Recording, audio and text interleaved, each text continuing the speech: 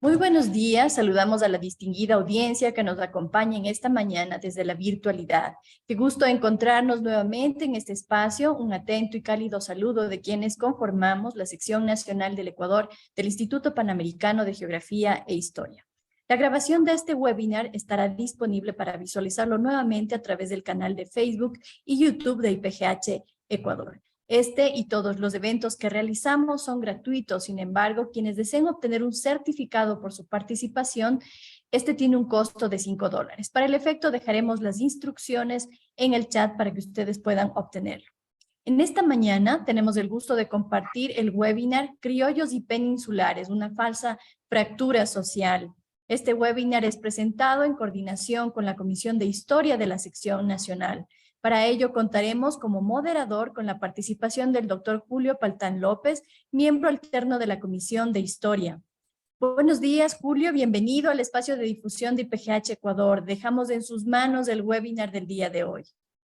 Muy buenos días, muchísimas gracias María José, un cordial y fraterno saludo a todos los presentes en esta reunión, a las autoridades del IPGH, así como al público en general que se ha sumado y se sumará después a este webinar que pues como tal quedará grabado. Es un gusto de nuestra parte presentar una ponencia titulada, como lo decía María José, Criollos y Peninsulares, una falsa fractura social, en esta mañana a cargo del doctor Aurelio Barareso Dueñas, quien a continuación lo voy a presentar. Él obtuvo una licenciatura en Ciencias Jurídicas por la Pontificia Universidad Católica del Ecuador. Tiene además un MA en la Universidad de Nevada en Las Vegas, un máster en la Universidad de Notre Dame y un PhD en la misma universidad del año 2019. Además, se ha desempeñado como consultor para diversas instituciones internacionales, incluido el Museo Hispano de Nevada, el Parlamento Europeo, el Cuerpo de Paz, la Asociación de Ganaderos de Libia, la Fundación New Direction, así como varias instituciones privadas en los Estados Unidos y en el Ecuador.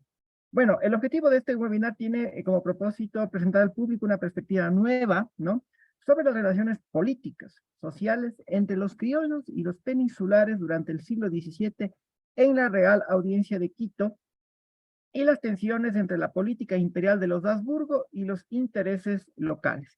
Un tema sumamente pertinente, un tema sumamente clave que nos arrojará sin lugar a dudas mucha luz en torno a un siglo poco explorado por la historiografía oficial.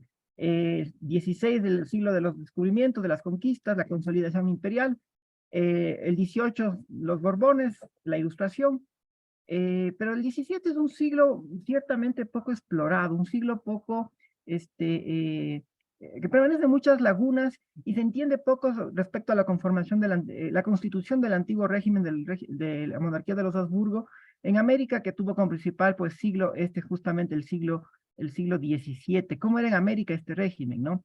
Entonces, bueno, para empezar este webinar, nuevamente agradeciendo y felicitando a Aurelio por su presencia y su trabajo de investigación en general y por su conocimiento en este aporte. Voy a empezar primeramente preguntando, o mejor, yo voy a empezar anunciando a Aurelio, tendrá él, vamos a dar unas aproximadamente 5 preguntas en este webinar metodológicamente. Después, bueno, Aurelio tendrá aproximadamente 20 minutos para contestar cada una de ellas y al final, por supuesto, abriremos los micrófonos al público para que participe con sus preguntas, comentarios, sugerencias o también por el chat escrito a sí mismo, desde los controles de quienes técnicamente nos apoyan, procesaremos o haremos caso a las preguntas que desde las redes sociales el público presente nos hará. Nuevamente agradeciendo la presencia de todos ustedes, agradeciendo el espacio de IPGH, agradeciendo a Aurelio, pues quiero dar inicio a este webinar sin más demora, sin más preámbulo, empezando preguntándole, Aurelio, bueno, justamente por un poco la introducción que íbamos narrando, ¿podrías tú detallarnos un tanto cómo era esta conformación institucional del régimen Habsburgo en América, concretamente la Audiencia de Quito, y cómo esto marcó la vida de las personas, cómo esto marcó una estructura de incentivos que determinó las posibilidades, la vida cotidiana, la estructura sociológica del poder durante este siglo, concretamente en la Audiencia de Quito? ¿Cómo estaba determinada las vidas de estos personajes lo que se entendía como poder, como movilidad social durante el siglo XVII? Aurelio, por favor, muchas gracias. Es tuyo el espacio. Gracias Julio por tan amable introducción.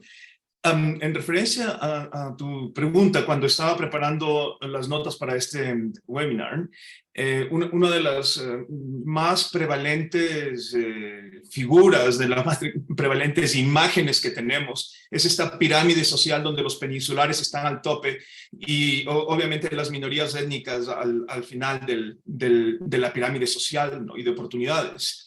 Y esto es prevalente en México, en Chile, en Ecuador.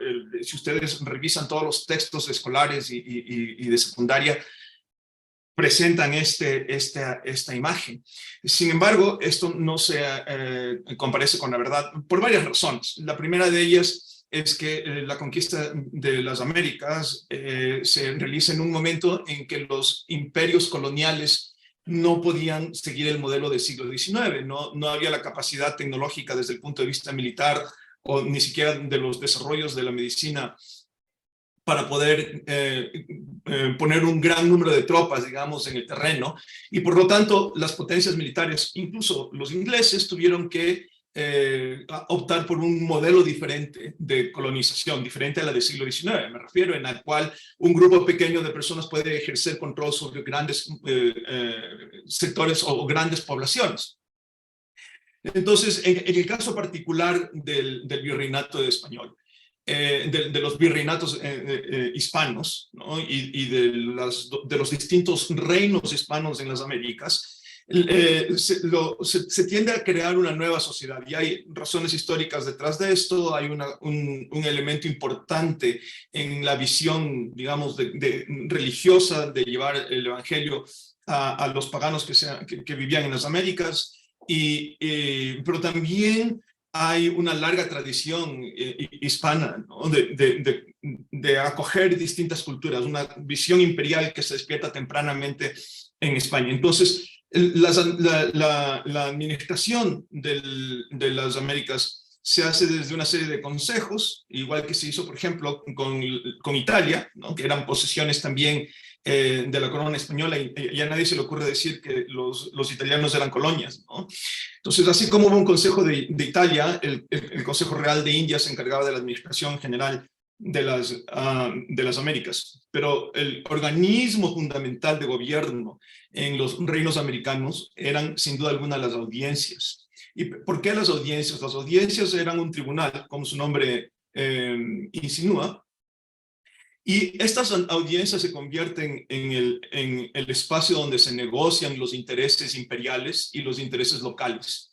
La arena natural de los intereses locales es el cabildo, donde están los distintos representantes de las ciudades, porque tenemos que recordar que las Américas nacen modernas y el foco del poder político en las Américas es la ciudad, no es el campo, como por ejemplo ocurre en Inglaterra. Y esto se refleja también en cómo se colonizan las distintas regiones, ¿no? Entonces, en Norteamérica, en las colonias que en el caso de los ingleses se asientan un siglo después de lo que se inicia la colonización en la América hispana, hay un peso importante en la ruralidad desde el punto de vista político y económico y social, ¿no?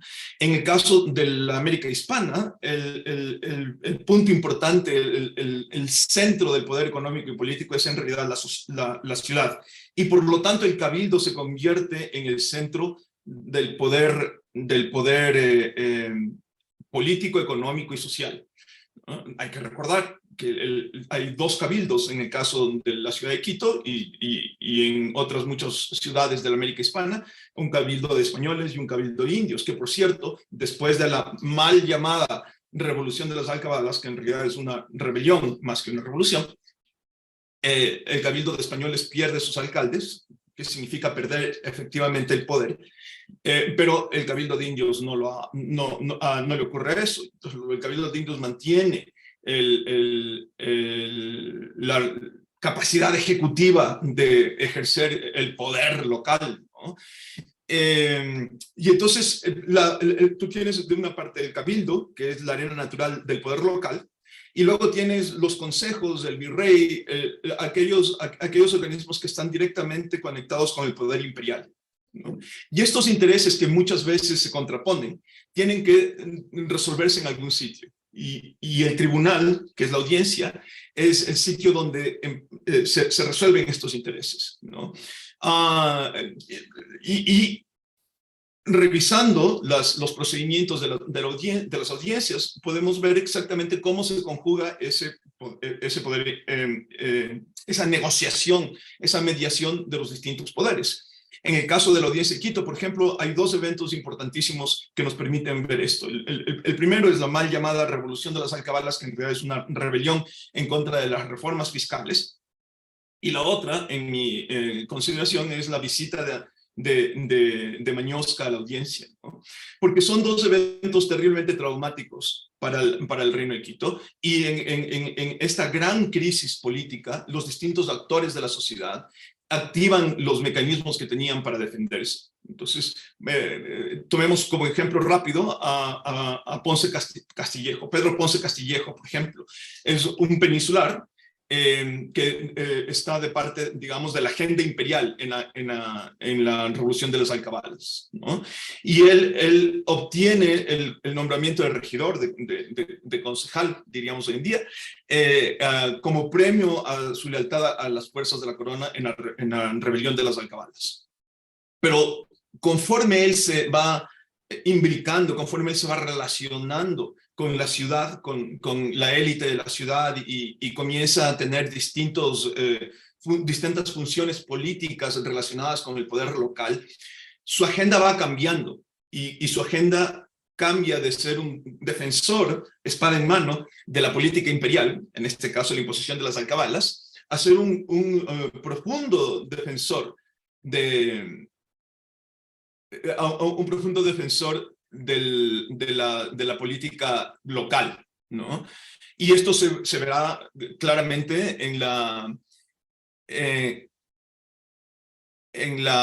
creo que tenemos un problema de audio. Perdón, no estoy seguro si tenemos un problema de audio. ¿Estamos todo bien? Se te oye bien, se te escucha ok, bien. gracias. Y esto se verá claramente cómo Pedro Ponce Castillejo termina abrazando la política local durante la audiencia de Mañosca, ¿no? Entonces, Pedro Ponce Castillejo se convierte en un gran defensor de los intereses de la ciudad, que en esa época, para la mitad del siglo XVII o el primer tercio del siglo XVII, debería decir, eran esencialmente tres, ¿no? La inmensa ansia de autonomía, la petición por autonomía, el lograr la incorporación de las Esmeraldas al territorio efectivo de la audiencia, y la apertura de un puerto que permita el comercio con Panamá, que era el circuito natural de la ciudad de Quito, y la evolución o la consolidación, debería ser, de la industria textil en el Reino de Quito, ¿no? Y luego, contrastando, nosotros podemos revisar el caso opuesto. Tienes otro peninsular, ¿no? que comenzó siendo un peninsular que apoyaba la política local, la agenda local, en el caso de las alcabalas, la suspensión del impuesto de las alcabalas, Francisco Rodríguez Plaza, ¿no? Que por su fallido intento de pertenecer o ser miembro de la audiencia, termina migrando a la agenda imperial, ¿no? Y entonces durante la visita de Mañosca, Francisco Rodríguez Plaza se vuelve en un acérrimo defensor de la visita de Mañosca, pero también de la agenda imperial, ¿no? Entonces esta fractura que quizás en el imaginario corre a través o por divisiones étnicas, en realidad no era así. Hay intereses que van más allá de la división étnica, ¿no? Y también hay criollos que defienden la agenda imperial por sobre la local en muchísimas ocasiones. Recordemos, por ejemplo, que esta idea de que las leyes o había una discriminación institucional en contra de los criollos es completamente falsa, ¿no?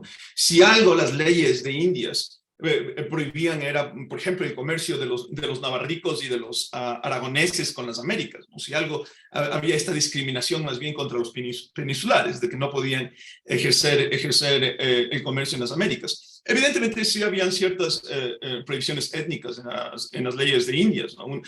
Y hay que analizar en cada caso por qué se daban estas prohibiciones. En el caso, por ejemplo, de que no se les permitía a los indios mestizos y mulatos ser notarios populares, en gran parte la justificación de esto era porque los notarios populares eran simplemente tinterillos que asumían el cargo de notario sin mayor conocimiento. Y entonces se estaba tratando de defender de alguna manera la administración de justicia en ese caso.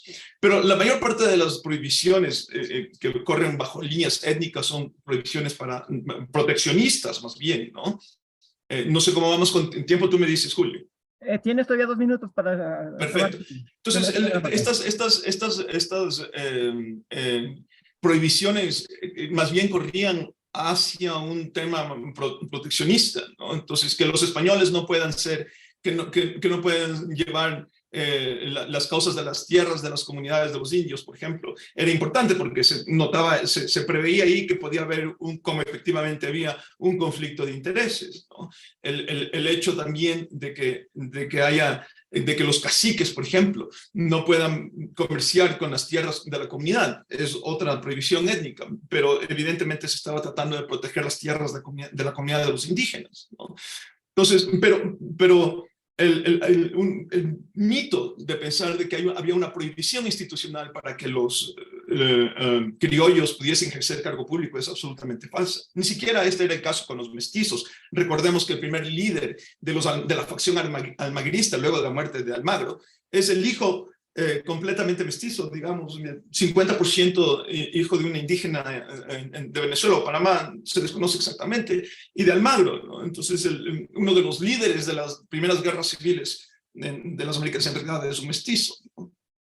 Perfecto, Aurelio. Bueno, muy bien clara tu disertación. Yo te quería preguntar, para poner más complejidad al asunto, ¿cuáles eran durante el siglo XVII, durante este régimen de Habsburgo, caracterizado mucho por este esquema del pactismo, ¿no? Y una sociedad marcadamente estamental, ¿cuáles eran los principales puntos de discordia entre los intereses locales versus los intereses imperiales durante este siglo? ¿Eran los impuestos o qué otro tipo de intereses habían? ¿Los títulos nobiliarios? ¿Cuál era el principal motivo de disputa de esto en el siglo XVII? ¿Y cómo se zanjaban dentro del régimen institucional, dentro de la monarquía pactista, todas estas disputas que se presentaban durante este siglo? Creo que hay dos momentos importantes. Uno que coincide con el tema de las alcabalas, ¿no? Hay un momento en que hay una revisión de las finanzas públicas en el Imperio Español y se llega a la conclusión de que la gran carga fiscal que estaba llevando los esfuerzos imperiales de España recaían sobre Castilla, ¿no? Y entonces los economistas de la época, los arbitristas básicamente, llegan a la conclusión de que es imposible seguir con ese modelo, de que simplemente las finanzas castellanas jamás van a poder llevar la carga inmensa que significa la apuesta a ser el gran poder hegemónico internacional de España en ese momento, ¿no? Y entonces se planifica una reforma fiscal, uno de los puntos importantes de esta reforma fiscal son las alcabalas, que se aplican en todos los territorios del imperio. También se trataron de aplicar, y de hecho se aplicaron en Italia, por ejemplo, ¿no? Pero se aplica en todos los territorios del imperio.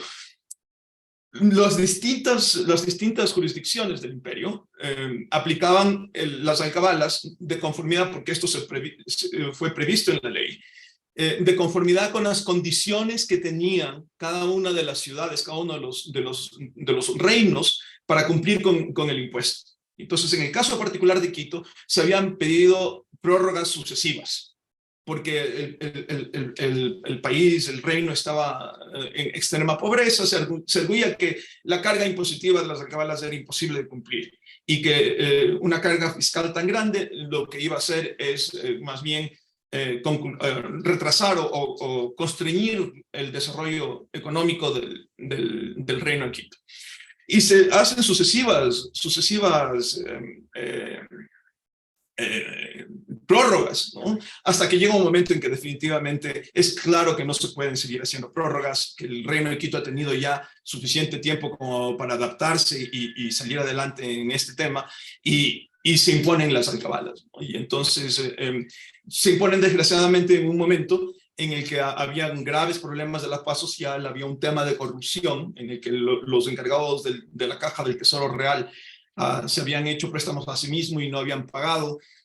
Había toda una serie de elementos que de alguna manera prepararon la perfecta tormenta, ¿no? Y entonces hay esta inmensa rebelión de las alcabalas. Pero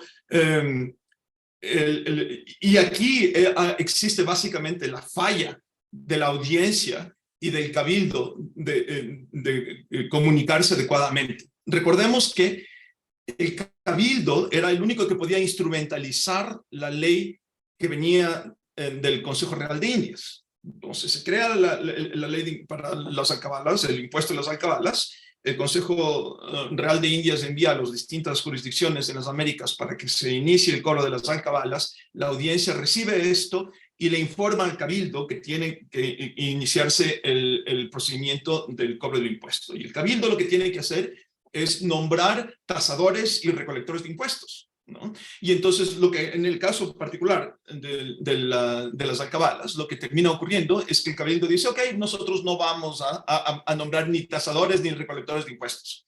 O sea, está bien, no nos oponemos a la ley, pero no vamos a nombrar, y de hecho no permiten que se instrumentalice la ley, en definitiva, ¿no? Y este es un muy buen ejemplo de cómo esa dinámica funciona, ¿no? Entonces, la audiencia que tenía, en este caso, como tribunal, que cumplir y hacer cumplir la ley, diríamos hoy en día, no tenía los instrumentos naturales para poder materializar esa ley. Tenía que recurrir al cabildo, y el cabildo simplemente se opone. Y estas tensiones sumadas al tema de la corrupción llevan finalmente a este estallido social, ¿no?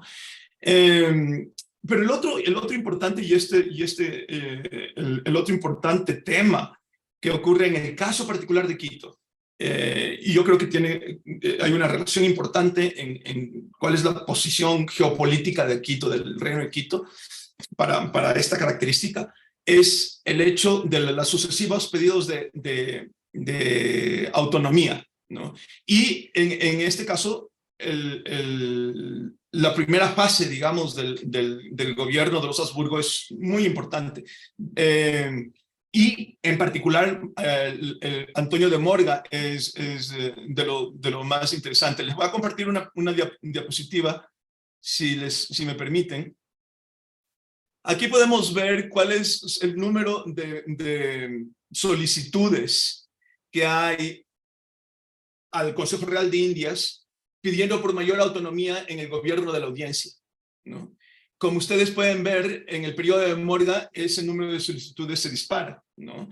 En la línea anaranjada ustedes ven cuál es el promedio anual de estas solicitudes, dependiendo de la administración de los presidentes de la audiencia, ¿no?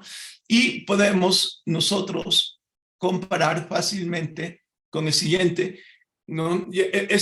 Aquí pueden ver ustedes cuál es el número nuevamente de las solicitudes al Real Consejo de Indias, ¿no? Y pueden ver que en la administración de Antonio de Morga se dispara esa cantidad de solicitudes. Viene la visita de Mañosca, ocurre lo que ocurre en la visita de Mañosca y de alguna manera queda desprestigiado Morga.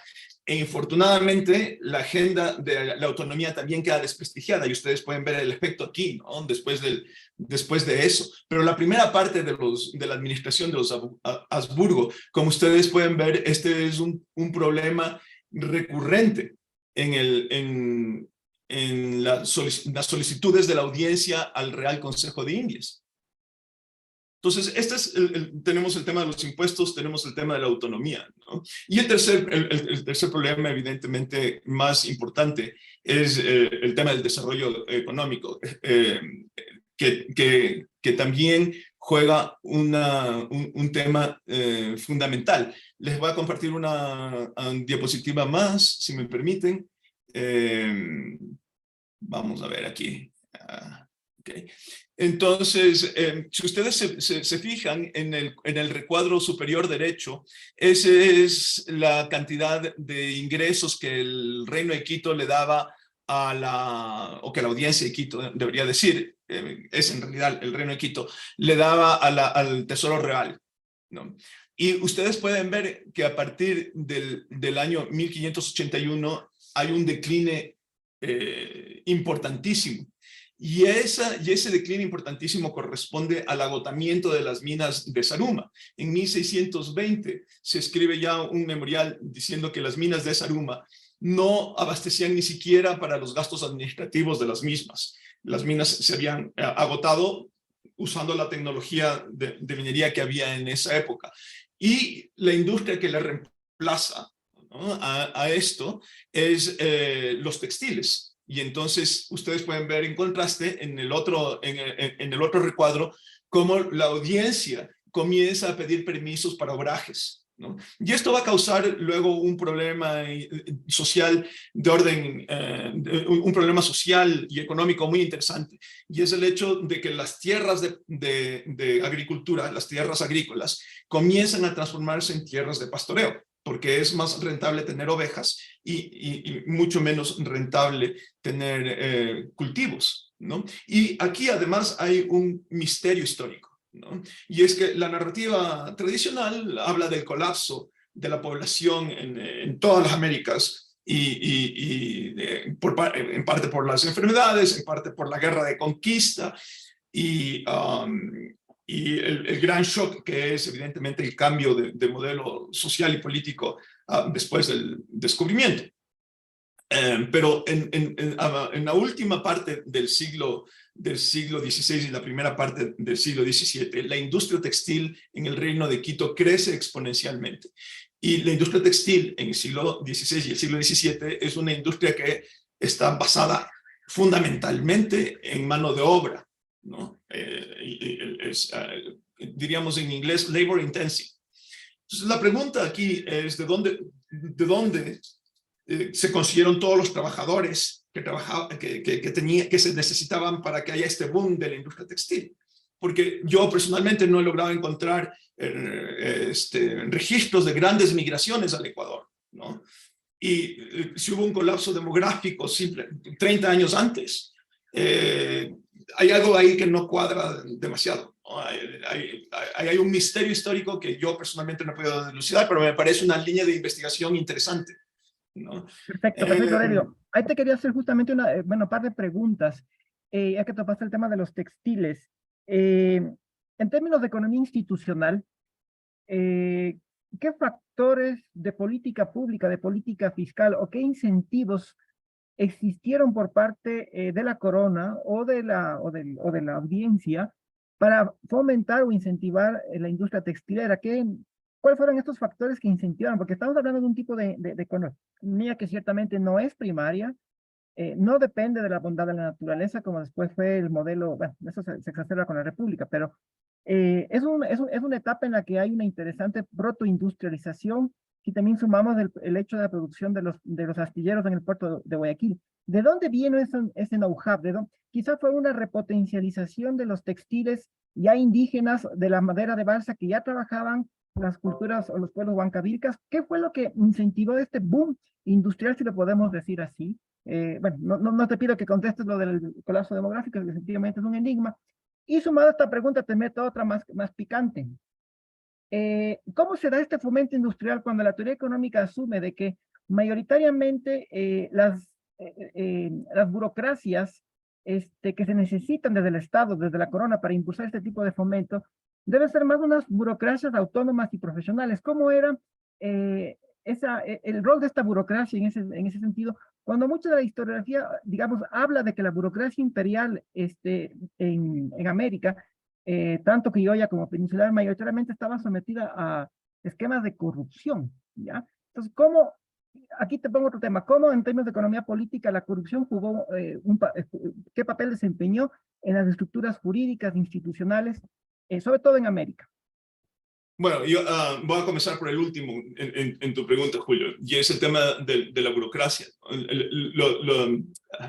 La monarquía hispana, a estas alturas del partido ya hispana, no castellana ni española, sino ya hispana, tenía ya una tradición importante del desarrollo de la burocracia. Hay que recordar que en el siglo XIV hay toda esta serie de grave conmoción social y terriblemente sangrientas sucesiones a la corona en los reinos castellanos. Y entonces estas noblezas levantiscas eran un problema para la autoridad real, y la autoridad real decide desarrollar una importante burocracia que le sean leales que le sea leal a la corona, al poder central, para evitarse o para atenuar el problema que había con los nobles levantiscos, ¿no? Y Netanyahu tiene esta interesante teoría que dice que como los judíos son el pueblo del libro, ¿no? Tienen una profunda manejo del texto y en definitiva son una buena cantera para burócratas, ¿no? Y entonces él tiene esta teoría de que la corona castellana lo que hizo es aprovechar ese conocimiento ya existente en la comunidad judía, hacerles burócratas, y el momento en que ya lograron desarrollar una burocracia consolidada les dejaron ir. Esa es la teoría de Netanyahu. No estoy diciendo que sea así o no sea así, simplemente es una teoría interesante. Pero en el caso hay un elemento en el caso de las Américas que hay que tomar en cuenta, y es que la administración de todo un mundo requiere de una explosión de la burocracia, ¿no? La construcción del Estado, el state building, es algo que tiene que darse súbitamente, y de pronto tú tienes que multiplicar tus instituciones estatales exponencialmente para administrar un mundo entero, en definitiva, ¿no? Literalmente un imperio global. Y esto tiene un impacto que tú puedes ver, por ejemplo, en los documentos. Entonces, los burócratas, antes de la conquista de América, todos los documentos oficiales tenían una caligrafía maravillosa, ¿no? Estéticamente fantástica. Poco tiempo después de la conquista de América, la caligrafía es desastrosa y es un dolor de cabeza para todos quienes hacemos investigación histórica. Pero la razón es que el burócrata ya no tiene tiempo de hacer una letra perfecta, porque tú tienes que sacar más y más burócratas más rápido. Entonces hay cosas más importantes que escriban bonito. Y este es uno de los impactos, ¿no? del crecimiento súbito de la burocracia. Pero el tema de que la burocracia, y aquí viene otro punto importante acerca de esta intersección entre criollos y peninsulares, les voy a compartir nuevamente una diapositiva, ¿no? Y el punto es el siguiente. Fíjense ustedes, esta es la gráfica del porcentaje de criollos en la administración de las Américas, de los distintos, ya sea virreinatos, audiencias, cabildos, cabildos no, aquí no están incluidos cabildos, pero gobernaciones sí, y capitanías también. Este es el porcentaje de los criollos en la administración de las Américas, ¿no? Y hay una cierta, y en los recuadros, entonces aquí está 15%, 30%, hasta que llegamos al final, sobre el 50% de la administración en las Américas eran criollos, ¿no? Y en estos recuadros es el número de universidades que hay en las Américas. Sí, entonces aquí hay una correlación muy interesante, y es el hecho de que evidentemente al inicio del periodo virreinal, el número de universidades en las Américas era muy pequeño, y por lo tanto la formación requerida para los burócratas no se encontraba en las Américas. Quien quería ser burócrata tenía que irse a estudiar en la península. Pero conforme se van creando universidades en las Américas, el número de burócratas que participan en el gobierno local es cada vez superior, porque ya no tienen que irse los americanos no tienen que irse a estudiar en Madrid o en Toledo o en Valladolid para poder obtener los títulos que necesitaban. Porque para una importante cantidad de cargos se requerían de títulos académicos. Recordemos que las audiencias son tribunales, ¿no? Y el eje del gobierno en las Américas es la audiencia. Entonces tú, para ser presidente de la audiencia o oidor, necesitabas tener un título de licenciado o doctor en alguno de los derechos, ¿no? Ya sea canónico o civil. Entonces, pero eso no quita que en la monarquía hispana, como también en la inglesa, deberíamos decir en este momento, o la francesa, o las distintas monarquías de la península itálica, o en el centro de Europa, había la venalidad de los cargos, es decir, que se podían los cargos comprar, definitiva, ¿no? Siempre y cuando uno cumpla con los requisitos. Esta es otra cosa que uno que hay que recordar también, ¿no? O sea, no es que porque la persona podía comprar los cargos, simplemente podía cualquier persona comprar el cargo y tenerlo. Uno tenía que cumplir los requisitos para el cargo si es que quería comprarlo, ¿no? Pero esto es común en la época a todos. Entonces, sin duda alguna, había una inmensa corrupción, como en todas partes del mundo. Creo que no es el eje fundamental de la burocracia. Y eso nos lleva a los dos aspectos que tú preguntabas originalmente. Los astilleros de Guayaquil. Los astilleros de Guayaquil no estoy seguro que hayan sido una continuidad con las habilidades de los huancavilcas ni de los mantas en la construcción de naves. En definitiva, porque la brecha tecnológica entre los unos y los otros era demasiado grande, ¿no? Hay un par de indicios.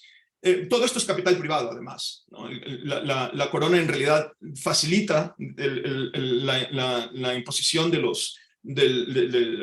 las industrias, el establecimiento de las industrias, pero no en realidad, al igual que la conquista, la corona pone casi ningún medio material para que se realicen estas industrias, ¿no?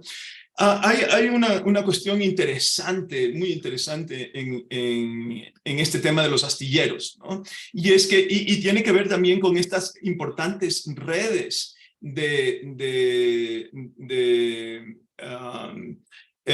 redes de influencia y redes económicas que se crean entre peninsulares y criollos, ¿no? Una de esas redes justamente importante es la que desarrolló Pedro Ponce Castillejo, que habíamos mencionado antes y cuyos descendientes luego tendrían el condado de la Selva Florida, ¿no?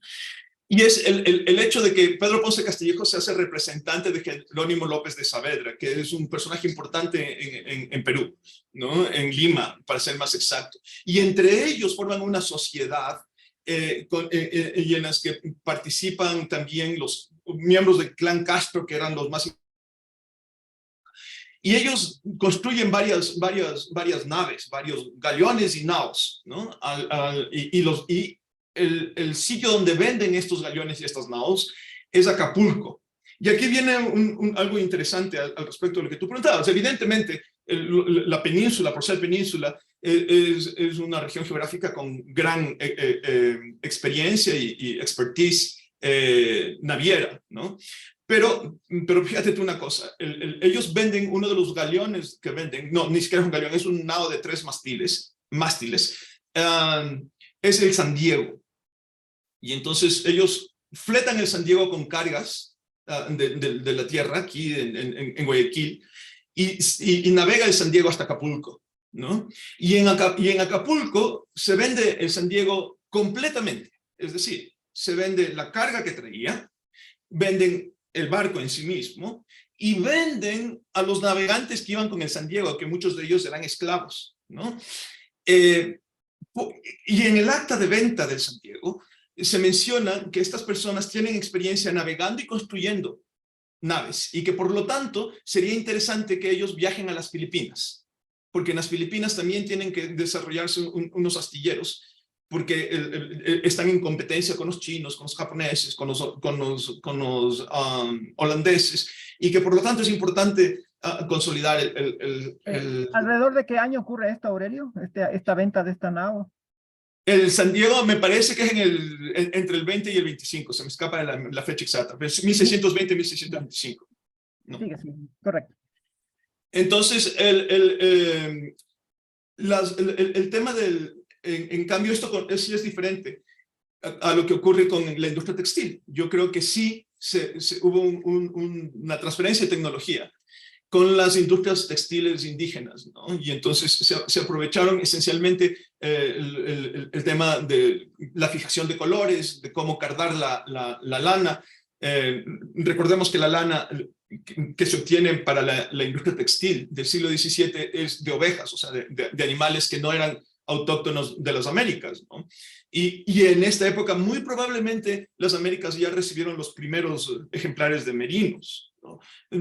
No ha habido una investigación seria al respecto de eso. Cuando yo estaba haciendo mi investigación para la tesis doctoral, para la disertación, en el Archivo General de Indias había un grupo de ingleses que estaban justamente analizando exactamente cuándo los merinos irrumpieron, y lo que hacían es analizar los pergaminos del Archivo General de Indias para poder ver los folículos y contar los folículos del pergamino y ver si es que eran merinos o no eran merinos, las ovejas que habían sido la materia prima de esos pergaminos, ¿no? Que me parecía una forma muy interesante de determinar la fecha, de datar cuándo las ovejas merinos comenzaron a hacer un impacto en la industria textil. Pero en todo caso, yo creo que sí hubo un beneficio en este caso. Pero evidentemente esta protoindustrialización, los obrajes, los telares, sí son un aporte eminentemente europeo.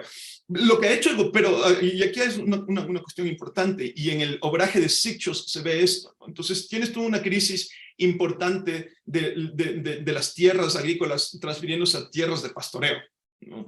Tienes una explosión de pequeños obrajes urbanos que se llaman, y tienes las comunidades religiosas explotando la mano de obra indígena para sus propios obrajes. Entonces tienes estos problemas sociales circundantes, ¿no? Y lo que hace la audiencia es actuar con mano dura en todos ellos, finalmente, ¿no? En todos estos casos, la audiencia pone una serie de cortapisas a que estos problemas sociales continúen. En el caso, por ejemplo, de la transformación de las tierras agrícolas en tierras de pastoreo, la audiencia puso una ley que te ponía, digamos, un impuesto sobre grandes tierras de pastoreo, a lo cual se circunnavegó esta ley y no se consolidaban las tierras. Entonces tú comprabas pequeños lotes unos al lado de los otros y seguían siendo técnicamente pequeños lotes, ¿no? Y entonces evitaban esta carga impositiva. Campeones en esto fueron los agustinos, que tenían unos obrajes en Sitges, ¿no? Y los abusos de los agustinos en el obraje de Sitges llegaron a tal punto que la audiencia intervino directamente y expropió los obrajes y los batanes de Sitges a los agustinos. Con abusos, Aurelio, te refieres, o sea, hubo una política de regulación, efectivamente, pero ¿fue aplicada a regular el tema laboral o el tema de expansión de tierras destinadas para fines de los obrajes? Ambos. El problema con los agustinos era que estaban usando las manos de obra en el tiempo que se supone que deberían estar los indígenas siendo evangelizados o haciendo obras comunales que sirvan para la evangelización. Y entonces la audiencia dice, no, no es esto lo que nosotros conocemos como reducciones ni como encomiendas, ¿no? Y entonces les quitan, de hecho, los obrajes y les quitan las reducciones de indios que tenían y le encargan a la diócesis que ellos se hagan cargo de estas reducciones de indios, ¿no? Pero hay más bien este control importante, ¿no? Porque todas estas empresas, la empresa de Esmeraldas, la empresa del descubrimiento y establecimiento de asentamientos bajo el control de la audiencia en Esmeraldas, es también una empresa privada, ¿no? Entonces, el puerto, todos estos son en realidad empresas privadas. Y de hecho, el término empresa estoy utilizando este término casi en términos contemporáneos, porque se asociaban varias personas para poner el capital, como se asoció a Almagro y Pizarro, para poner el capital necesario y la experiencia necesaria para llevar adelante estas empresas, ¿no? Entonces, más bien el gobierno servía, el Estado, si me permiten el anacronismo, servía más bien para regular como una cortapisa a los posibles abusos que pudiesen haber de estos emprendimientos. Tú mencionaste a la familia Castro como uno de los potentados navieros de Guayaquil. ¿Habían otros o acaso imperaba un régimen monopolista en la industria astillera guayaquileña, Aurelio? Solo una pregunta rápida a Mabel Sánchez. Los impuestos... Sí, los impuestos se pagaban... al final vamos con las preguntas. Ok, está muy bien. No, ¿sabes qué? Esa es una diferencia importante entre el desarrollo de Guayaquil, cuyo eje comercial y social natural era Lima, y Quito y la sierra norte del país. No conozco lo suficiente de Cuenca, así que no me voy a atrever a decir mucho de ello, ¿no? Pero el eje natural de Quito, Pasto, ¿no? Y Riobamba, digamos, Riobamba, Quito, Pasto, son un poco diferentes. Entonces, en Guayaquil, para el siglo XVII, el clan de poder incontestable son los Castro, ¿no? Y también hablo en términos de clan porque esto es lo que en realidad ellos eran. Entonces puede haber gente que no era de apellido Castro, pero que pertenecían al clan y ejercían poder, pero el clan de poder incontestable eran los Castro, sin duda alguna. En Quito, en Riobamba, en Pasto, era diferente, ¿no? Había una competencia entre los distintos beneméritos de las distintas ciudades, y entonces esa competencia económica, política, cultural, de alguna manera creo que ayudó a Quito, Riobamba y a Pasto a desarrollarse, ¿no? Un poco más que Guayaquil. De la misma forma que en Italia la competencia entre las distintas familias no permitieron este florecimiento del Renacimiento, ¿no? Creo que algo similar ocurre en Riobamba, Quito y Pasto, ¿no? Esta competencia entre las distintas familias de alguna manera es positivo. La industria que no se me malentienda, ¿no? La industria naviera en Guayaquil se desarrolla ampliamente, pero no estoy seguro si ese monopolio de los Castro fue favorable para la ciudad en sí mismo, ¿no? Como ciudad, como entidad política, como entidad sociopolítica, ¿no?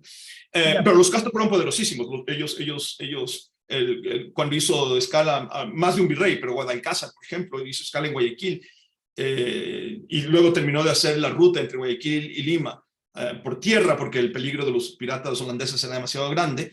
Llegaron a la casa de los Castro le acompañaron hasta Guayaquil, habían miembros de los Castro en Lima, parte de la corte virreinal, el poder que ellos tenían político y económico era inmenso.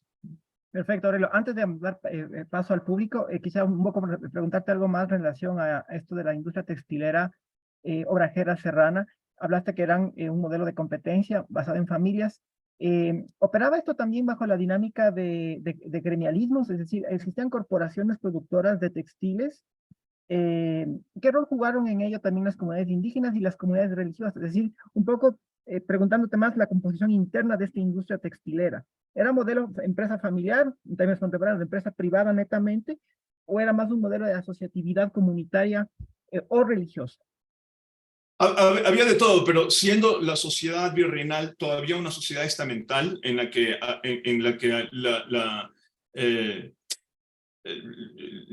los individuos se realizan a través de estos estamentos comunitarios, evidentemente la actividad tenía un matiz, digamos, estamental, ¿no? Entonces, las comunidades religiosas podían tener obrajes, era legal para ellos tener obrajes, pero tenían que pagar la mano de obra como cualquier otra persona. Esto es muy claro en las disposiciones y ordenanzas de la audiencia.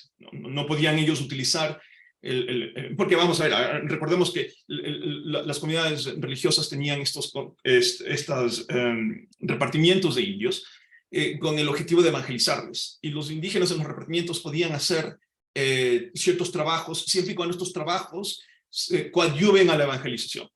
Entonces, por ejemplo, construir la iglesia era un trabajo que podían hacerse, construir las capillas o era un trabajo que podía hacerse con el trabajo comunitario, con las mingas de los indígenas. Pero lo que no podía hacerse es evidentemente que trabajen en el obraje para hacer telas y exportar a Europa y que ese dinero se quede en la mano de en las comunidades religiosas. Entonces, sí, los indígenas podían trabajar en los obrajes, pero tenían que ser pagados y tenían que seguir las disposiciones acerca del trabajo, de las garantías de trabajo, diríamos, que ya estaban en su lugar, ¿no? Ellos también poseían obrajes. Perdóname. Ellos también poseían obrajes. Las comunidades indígenas poseían obraje y era una categoría específica, ¿no? El obraje de comunidad se llamaba, ¿no? Y las comunidades indígenas tenían también obrajes, ¿no? Que estaban administrados por los caciques. Vamos a ver, y esta es la otra cosa, ¿no? Nosotros no tenemos que imaginarnos un cooperativismo ahí tampoco, ¿no? O sea, el administrador de estos obrajes era en realidad el cacique y la familia del cacique, ¿no? Y habían también ciertas reglas sobre esto para que no sea el cacique el único beneficiario. pero esto no es ningún tipo de cooperativismo a la yugoslava o a la rumana, ¿no? Y también habían gremios que tenían obrajes. Creo que esto es menos común en el Ecuador, pero en el Alto Perú y en el Perú, en la Sierra del Perú, hay cofradías que tienen obrajes, ¿no? Entonces, y obviamente también hay individuos y grupos familiares que tienen obrajes, sin duda alguna, ¿no? Los grupos familiares, tengo la impresión, no estoy completamente seguro, que viene del tema de una economía de integración. No, es decir, si tú, como la tierra de pastoreo es escasa, especialmente en el norte de los Andes, como esa tierra de pastoreo es escasa, el que tú consolides varias propiedades y puedas pastorear miles y miles de ovejas en varias propiedades es importante. Entonces, una de las formas de pagar ese pastoreo era darles acciones a las gentes en los obrajes, ¿no? Entonces, si tu primo tenía una hacienda al lado, las ovejas pastoreaban también en la hacienda de tu primo y tu primo recibía réditos del obraje, por ejemplo. Bueno, muy interesante. Hablamos de un proceso, una distribución de capital y también una dinámica de, digamos, diversa en cuanto a la forma de propiedad empresarial. Muy interesante esto.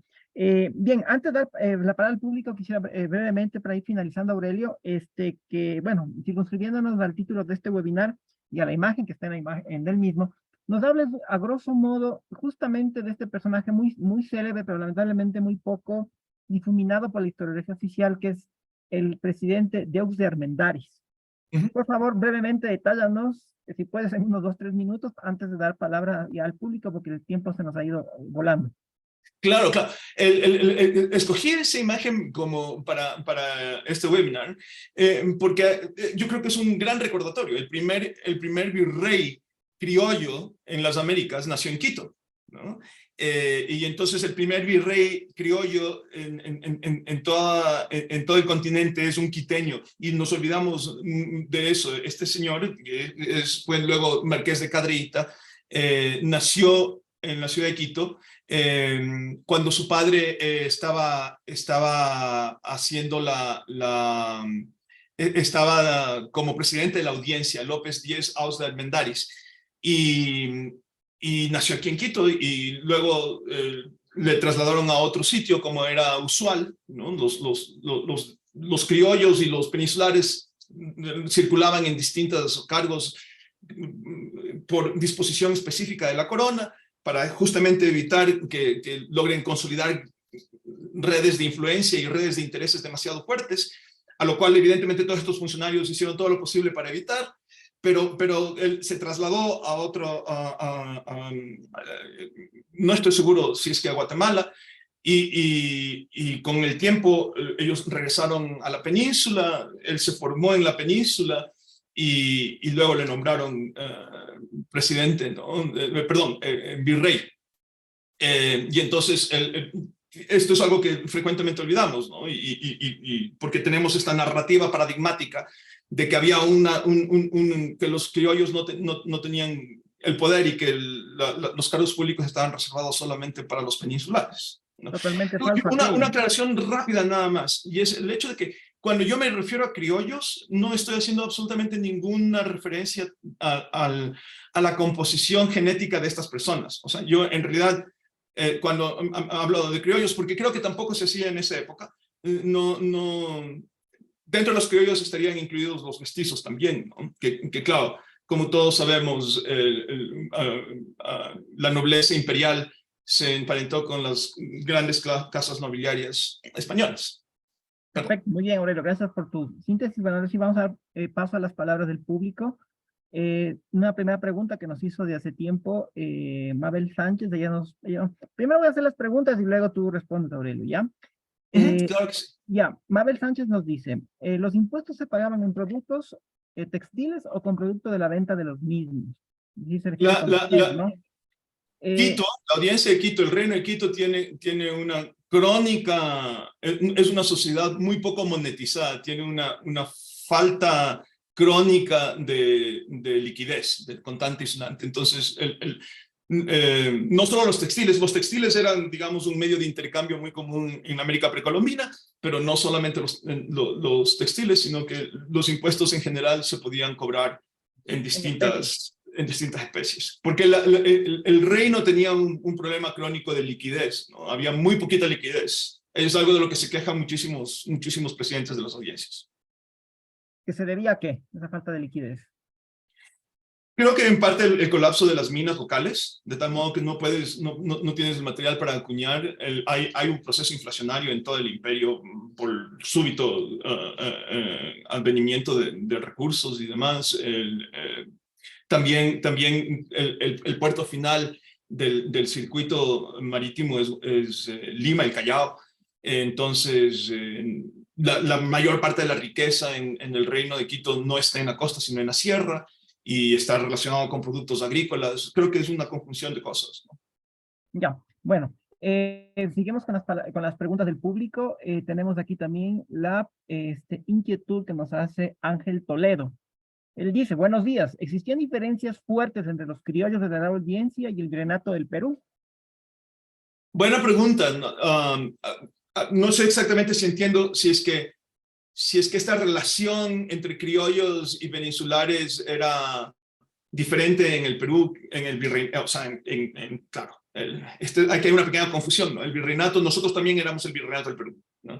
Entonces, si se refiere a la audiencia de Lima, no sé, y la pregunta es si es que la dinámica entre los criollos y peninsulares en Lima era diferente a las criollos y peninsulares en Quito. Mi respuesta corta es no lo sé, pero lo dudo.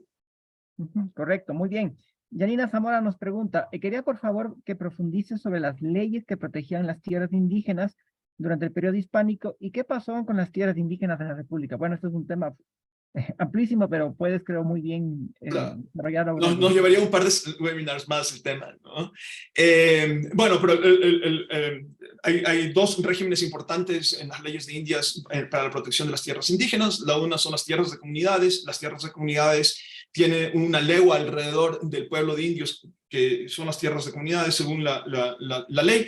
Estas tierras son y no se pueden enajenar, ni siquiera los propios indígenas las pueden enajenar, ¿no? Tendría, por excepción y solo con autorización del pueblo de indios, el cacique podría enajenar estas tierras. Evidentemente no siempre ha pasado así. Aquí en lo que fue la encomienda del Auqui, hubo ya un problema al respecto justamente de esta ilegal enajenación de tierras de indios, pero había el Auqui Francisco Atabalipa, ¿te refieres? Claro, sí. Que hubo el cacique del Umbicí enajenó algunas tierras y también los caciques de algunas de las otras comunidades circundantes enajenaron tierras y se inició un juicio por esto, ¿no? Y finalmente se ratificó el hecho de que no se pueden enajenar las tierras de los pueblos de indios, pero obviamente el juicio duró decenas y decenas de años. Durante todos los 3 siglos de la monarquía hispánica en América, incluso existían los procuradores de indios, que eran unos eficaces abogados que defendían los derechos de ellos, no solo las tierras. Bueno, también, sí, Felipe León nos pregunta, entendiendo que no existían las repúblicas geográficas actuales, ¿cuál era la conexión del actual Popayán con el reino de Quito y la migración de los Valencia en el actual Ecuador territorial? Aquí es una pregunta que nos remite un poco a la genealogía.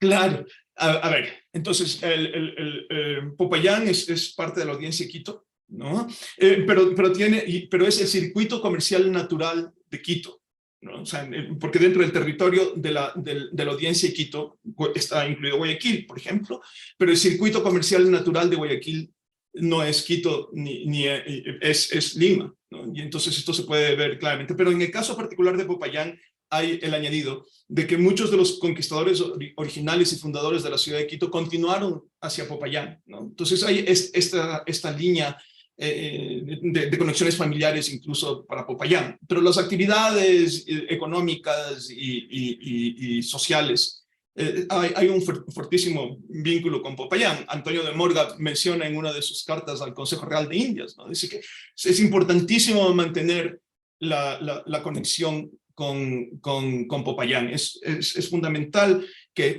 esos caminos, que esos medios de comunicación con Popayán se mantengan fuertes y claros, porque de lo contrario, Popayán va a terminar bajo la jurisdicción de Santa Fe, ¿no? Y bueno, ya sabemos lo que ha pasado. Bueno, también la Al respecto de los Valencia, el apellido no es lo mismo que el linaje. Creo que hay 2 o 3 distintos orígenes de los Valencia en lo que fue el Reino de Quito. Uno es de uno de los oidores de la audiencia, que aparentemente tuvo descendencia aquí, y hay otras 2 personas cuyo origen no me es claro para mí, ¿no? Entonces no sé exactamente esa parte de la pregunta. Bueno, además la geografía era un factor clave, ¿no? La serranía de Popayán hacia el norte dificulta mucho más la conexión hacia Santa Fe de Bogotá, en tanto que Pasto-Popayán es un mismo eje geográfico con Tulcán. Bueno, Claro. antes de pasar a la pregunta de Francisco Sánchez, nuevamente Yanina Zamora nos pregunta un poco que cuentes del desastre de lo que significó con las tierras indígenas en la época de la República.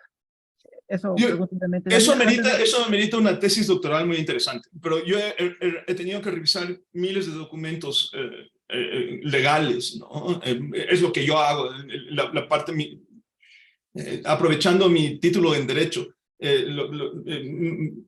me es más fácil leer documentos legales y porque son formulaicos y demás, ¿no? Entonces yo he leído miles de documentos legales. Entre esos miles de documentos legales he leído muchísimos juicios de tierras, ¿no? Y lo que les voy a decir es una impresión mía, no tengo una estadística porque no era lo que estaba estudiando, pero me parece muy interesante. Yo creo que durante la época del virreinato, la mayor parte, estas disputas legales por tierras entre indios y no indios, entre indios y europeos, o blancos o españoles, como les quieran ustedes decir, se resolvían más o menos 50%, 50%, 50% a favor de los unos, 50% a favor de los otros.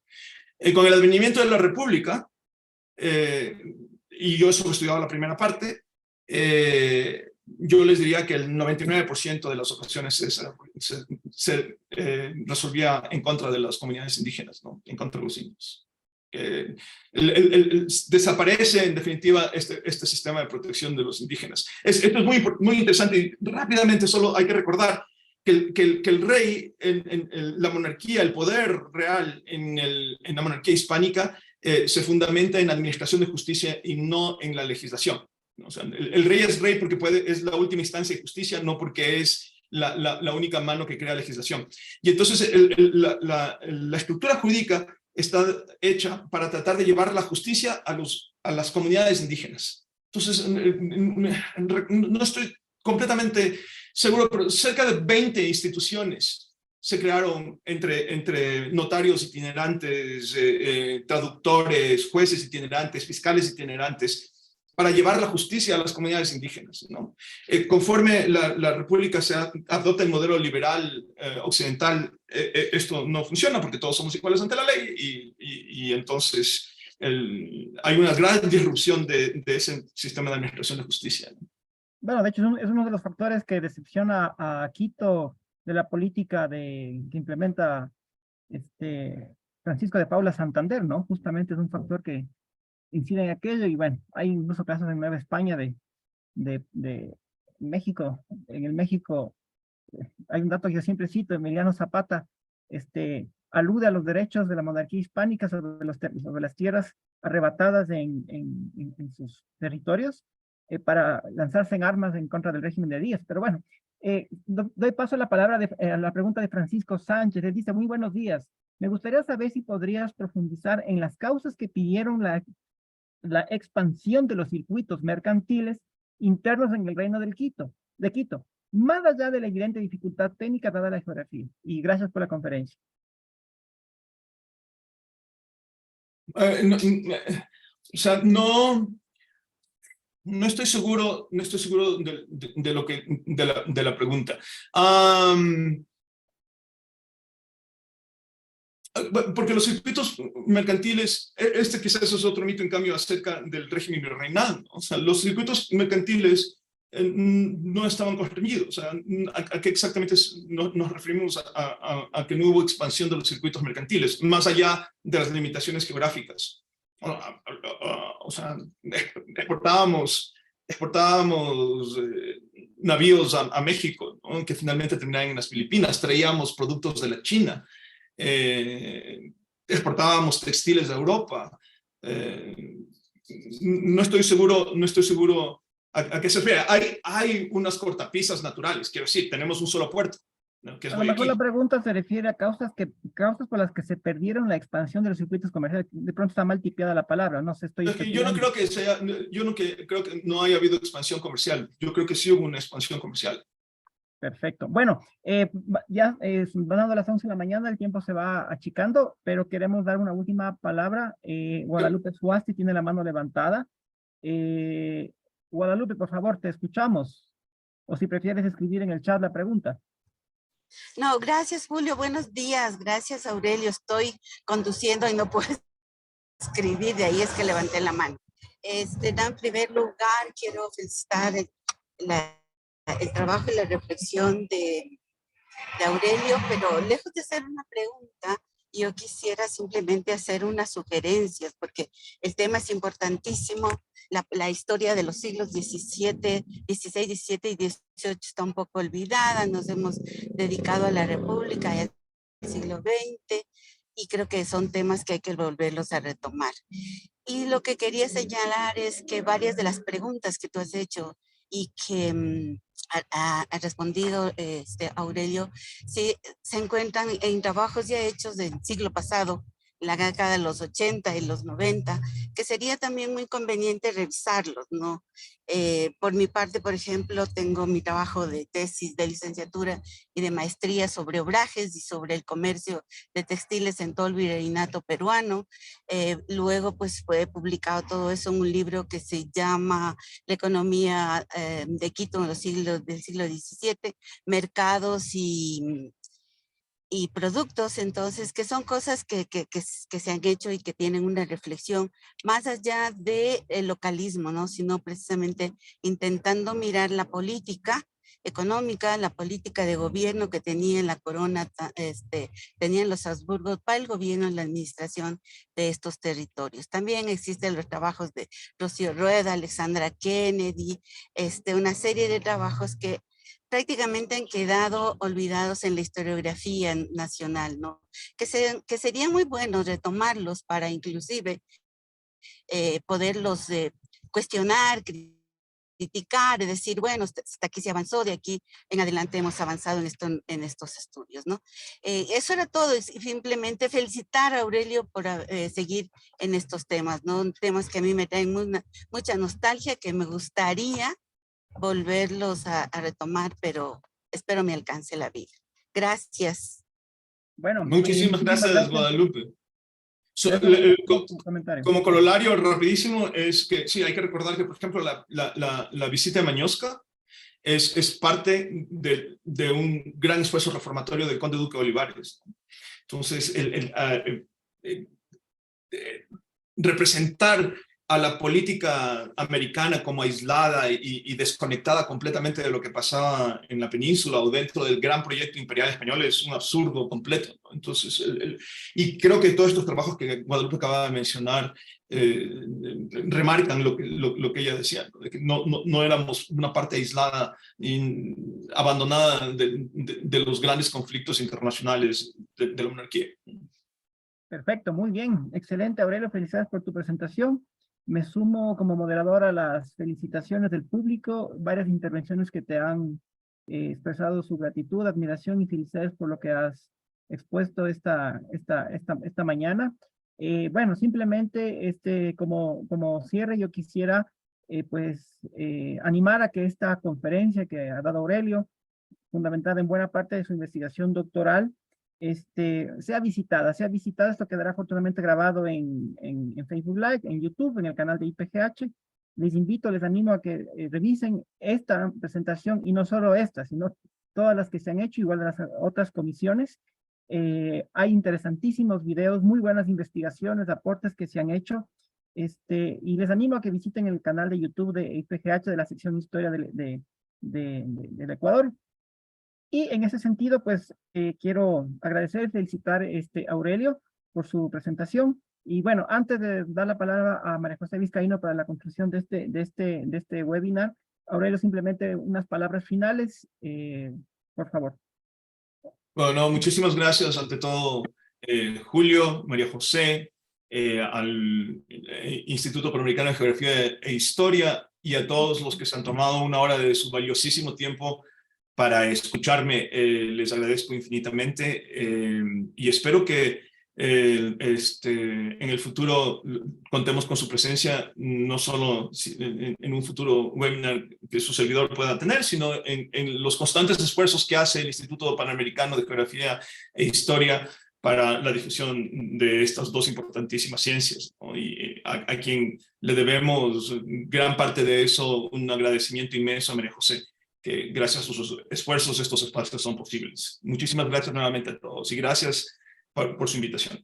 Efectivamente, bueno, todos tenemos una enorme gratitud a María José por sostener todos estos espacios con mucho profesionalismo y ahínco y empeño. Aurelio, simplemente animarte a que esto algún rato lo publiques. Son cosas tan interesantes que realmente, como decía en mi introducción, el siglo XVII es el gran signo de la gran incógnita. Hay muy poco que se ha escrito, no se ha difundido, y hay muchísimas cosas que establecen un paralelismo muy profundo con nuestra realidad, incluso actual siendo república. Bueno, agradecer nuevamente al público por su presencia, sus preguntas. Aurelio, espero que publiques, como dije anteriormente. De mi parte, pues será hasta una próxima ocasión como miembro alterno de la Comisión de Historia del IPGH. Y sin más, cedo la palabra a María José Vizcaíno. Muchas gracias, Julio. Bueno, muchísimas gracias, Aurelio, por compartir este interesante tema producto de su investigación. A nombre de quienes conformamos la sección nacional del Ecuador, nos sumamos a las felicitaciones del público y le agradecemos por este compartir. También agradecemos a Julio por su valiosa participación, así como a la Comisión de Historia por proponer estos interesantes temas. Invitamos a Wadis, que nos ha mencionado sobre sus temas de investigación, también para que participe en estos webinars y pueda difundir también estos interesantes conocimientos con la sociedad. Finalmente, y no por ello menos importante, agradecemos a quienes nos han acompañado el día de hoy a través de diferentes latitudes. Les invitamos a suscribirse al boletín de noticias para enterarse de las actividades que realizamos durante este 2023. Nuestra página web es www.ipgh.gov.es. Para quienes en el chat han preguntado, han consultado sobre la grabación del presente webinar, por supuesto, como ya lo mencionó Julio, va a estar presente en el canal de YouTube IPGH Ecuador y también en Facebook la grabación del canal también se llama IPGH Ecuador. Nuevamente, muchísimas gracias. Pedimos a los asistentes, por favor, encender sus cámaras. Vamos a realizar una captura de pantalla del webinar del día de hoy.